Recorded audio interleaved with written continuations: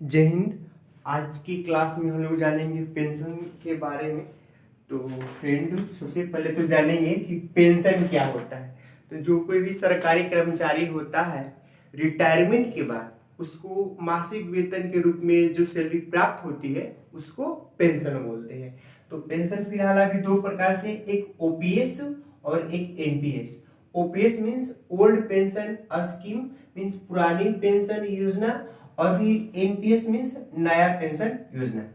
तो पहले जानेंगे कि ओपीएस क्या होता है, मीन्स पुरानी पेंशन योजना क्या होता है। तो जो पुरानी पेंशन योजना था उसमें जो सरकारी कर्मचारी था, रिटायरमेंट के बाद उस रिटायरमेंट के बाद उसका जितना सैलरी था उसका आधा जो था पेंशन के रूप में मिलता था। प्लस में उसमें आधा सैलरी के रूप में मिलता था और उसमें इंक्रीमेंट भी जुड़ता था। जितना सैलरी था, जैसे कि मान लीजिए किसी सरकारी कर्मचारी की सैलरी और रिटायरमेंट के वक्त 1 लाख है तो उसको पेंशन के रूप में जो था 50,000 रुपया मिलता। ये जो था सिस्टम जो था ओल्ड पेंशन स्कीम, मीन्स जो पुरानी पेंशन योजना थी उसमें ऐसा व्यवस्था था।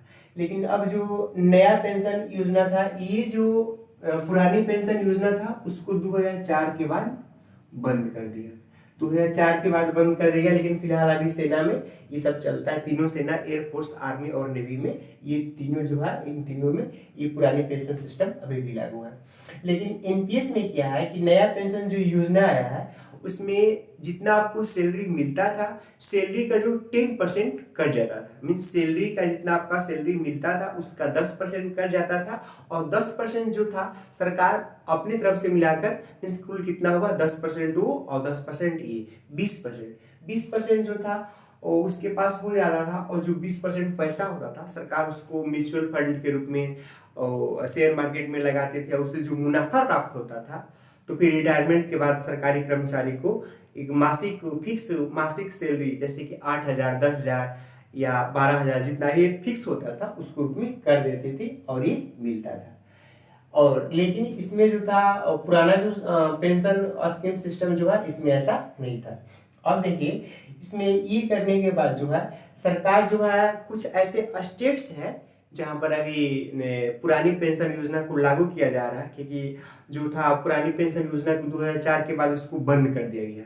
लेकिन अभी कुछ ऐसे जो है स्टेट्स है, जैसे कि अभी फिलहाल में हिमाचल प्रदेश में जो है वो कांग्रेस की सरकार बनी है, तो वहां पर जो है पुराने पेंशन सिस्टम को लागू किया गया। हिमाचल प्रदेश हो गया, छत्तीसगढ़ हो गया, झारखंड हो गया, उसके बाद राजस्थान हो गया, पंजाब हो गया। तो कुछ ऐसे 4 या 5 स्टेट्स है जहां पर पुरानी जो पेंशन योजना है उसको लागू किया गया है। लेकिन लागू करने के बाद और आरबीआई का क्या बोलना है, आरबीआई बोल रही है कि यदि प्रत्येक स्टेट्स में प्रत्येक सरकारी कर्मचारी को यदि पेंशन दिया जाए, पुरानी पेंशन सिस्टम को लागू किया जाए, तो उस स्थिति में जो है सरकार के पास जो है बहुत बड़ा कर्ज हो जाएगा। आने वाले समय में 15 या 20 वर्षों में जो है हमारा देश जो है हो सकता है कि दिवालिया घोषित हो जाए। जैसे कि अभी आप लोग जानते हैं कि हमारा पड़ोसी मुल्क जो है झारखंड, और उसके बाद फिर जो है ये पाकिस्तान, इसकी स्थिति बहुत बद से बदतर हो गई है। तो इसकी स्थिति दिवालिया की स्थिति में हो गई है।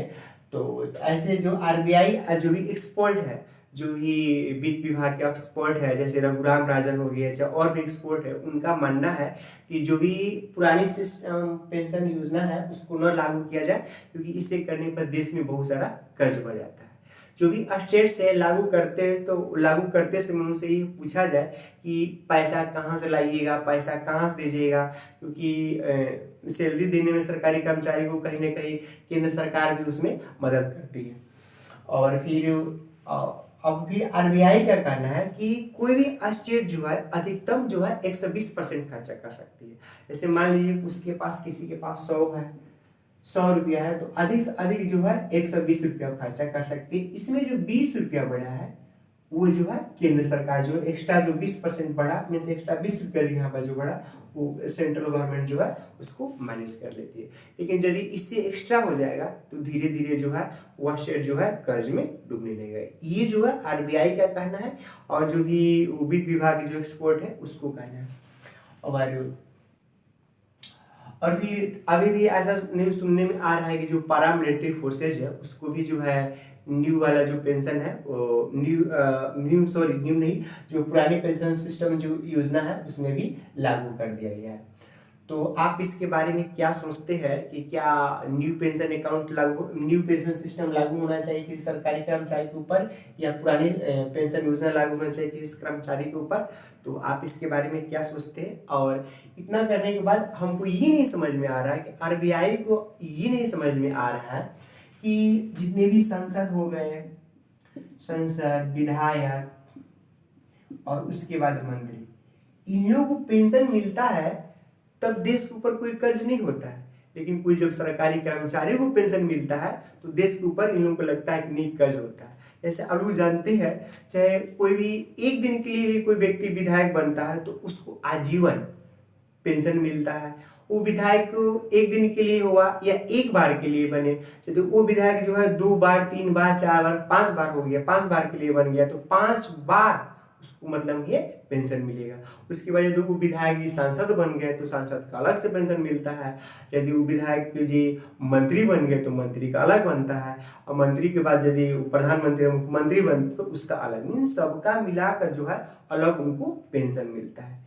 अभी भी इंडिया में ऐसे बहुत सारे सांसद और बहुत सारे ऐसे विधायक हैं जिसको अभी भी करोड़ों रुपये पेंशन के रूप में मिलता है। तो कहीं ना कहीं इसको जब पेंशन मिलता है तो इसको भी तो पेंशन बंद कर देना चाहिए। इसको भी जो ऐसा जो है एक बार से जो कितना भी बार एक बार मिलना चाहिए, उसको भी जो जीता है तो ठीक है, तो जब वह चुनाव हार जाता है तो उसको भी पेंशन बंद कर देना चाहिए। तो आप इसके बारे में क्या सोचते हैं? तो आपको क्या लगता है कि नहीं जो पुरानी पेंशन सिस्टम लागू होना चाहिए कि नहीं होना चाहिए? आप जो है इसको कमेंट सेक्शन में ज़रूर बताइएगा कि आप इसका क्या विचार है क्या नहीं है, क्योंकि हम भी सरकारी कर्मचारी है और हम भी एकदम टुकुर टुकुर देख रहे हैं कि कहिए ताक रहे हैं कि कहिए जो है पुरानी पेंशन सिस्टम लागू हो, ताकि हम लोग भी बुढ़ौती में आराम से मियाँ बीवी जो है बैठकर पेंशन चाहते। तो ये जो है ये आज का ये था। तो आप लोग क्या इसके बारे में सोचते हैं दोस्त, कमेंट बॉक्स में जरूर बताइए। आज इतना ही, थैंक यू, जय हिंद।